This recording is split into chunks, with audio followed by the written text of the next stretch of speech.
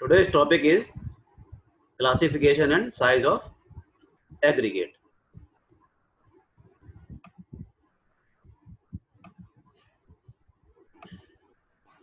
Aggregate are the important constituents in concrete. Concrete is a mixture of cement, that is binding material, plus coarse aggregate, plus fine aggregate and water. So aggregate is an important constituent in concrete. They give body to the concrete, reduce shrinkage and affect economy. Some of the aggregates are chemically active due to some minerals like silica, and also that certain aggregate exhibit chemical bond at the interface of aggregate and paste. Paste means here cement paste. Aggregate occupies 70 to 80% of the volume of concrete. See, in concrete, cement is the only factory made standard component, and other ingredients, namely water and aggregate, are natural material and vary to any extent in many of their properties. Now, concrete can be considered as two-phase material. For convenience, first is paste phase. Paste means cement paste. So first is paste phase and aggregate phase. In aggregate, coarse aggregate and fine aggregate both. The study of aggregate can best done under the following subheadings. First, classification. Next, source, size, shape, texture, strength, specific gravity and bulk density. And next is bulking factor.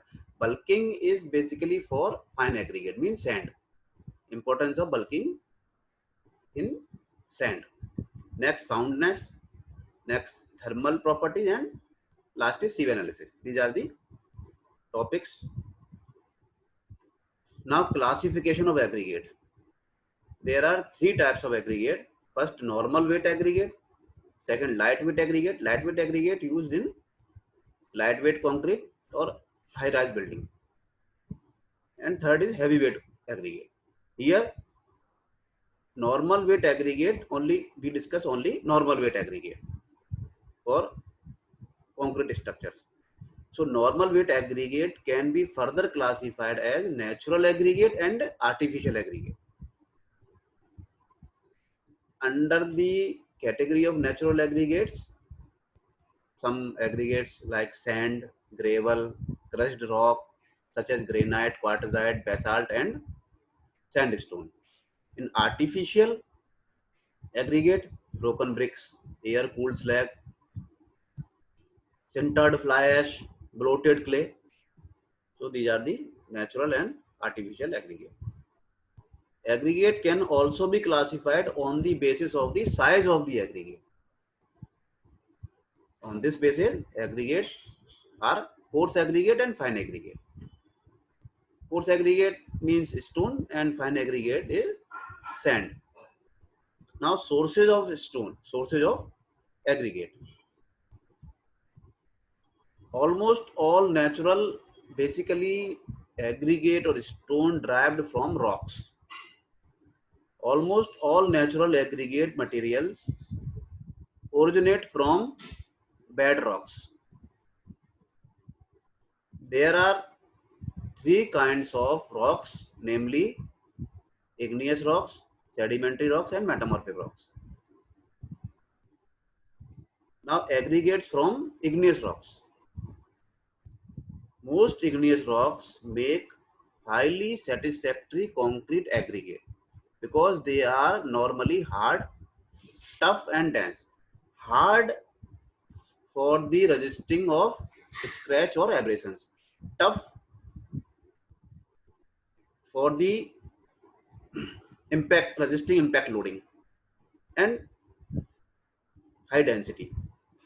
They may be acidic or basic depending upon the percentage of silica content.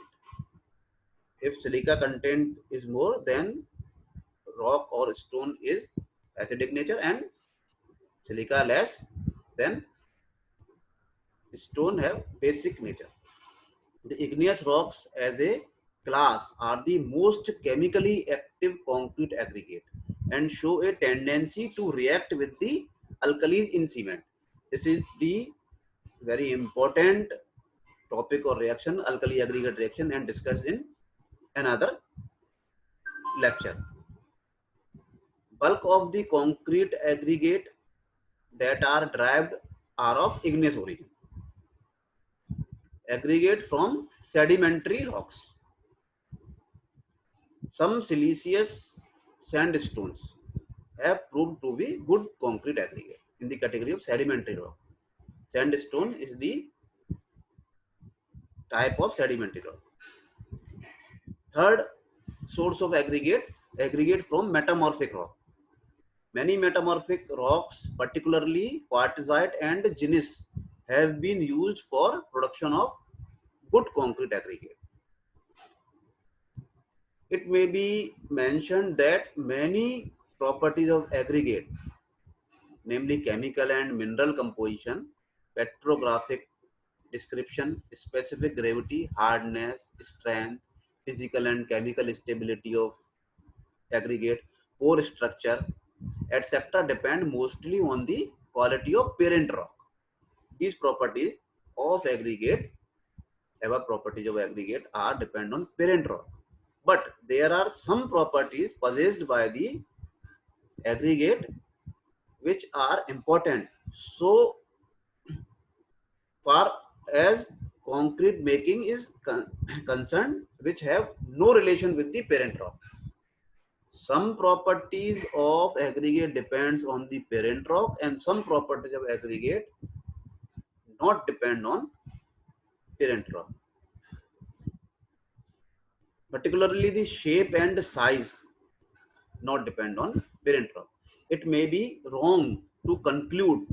This is the very typical matter to decide the which type of aggregate or size and shape of aggregate used in concrete.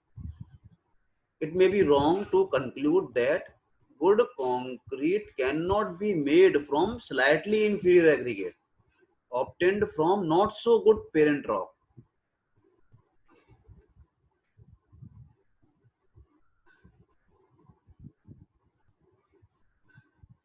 Means aggregate which are not so good can be used for making satisfactory concrete, owing to the fact that a coating of cement paste on aggregate bring about improvement in respect of durability.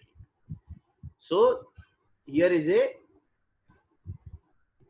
properties or strength depend on the bond between the cement paste and aggregate in respect of durability and strength characteristics. Now size of aggregate. Approximately 80 mm size is the maximum size that could be conveniently used for concrete making. Using the largest possible maximum size will result in or advantage of using maximum size of aggregate. First, reduction of the cement content. Second, reduction in water requirement because of surface area is less. And third is reduction of drying shrinkage. The maximum size of aggregate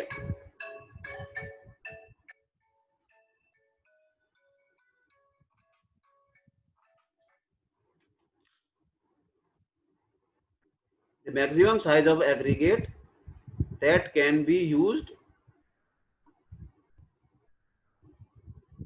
in any given condition may be limited by the following conditions or limitations of use maximum size aggregate. First, thickness of section. Sections means slab, column, or beam, spacing of reinforcement in that section, and third is clear cover. Fourth is mixing, handling and placing technique. Generally, the maximum size of aggregate should be as large as possible within the limits prescribed, but in any case not greater than 1/4 of the minimum thickness of the member. Concrete members, column, slab, beam.